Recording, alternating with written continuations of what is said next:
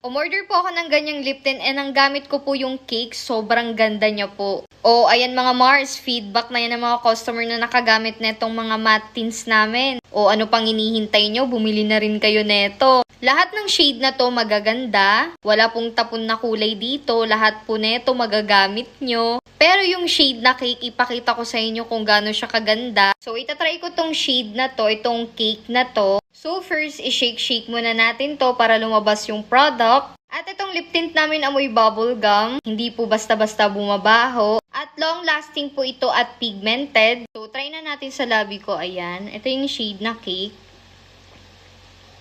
Ayan siya. Ayan, kita nyo kung gano'n siya ka-pigmented. So, sobrang tamis na itong lip tint namin mga mare. Baka kainin nyo pa to kapag ginamit nyo. So, hintayin na lang natin siya mag-set para mag-matte. So, ito na yung shade na cake. At mukha akong mataray dito mga mare. Ayan.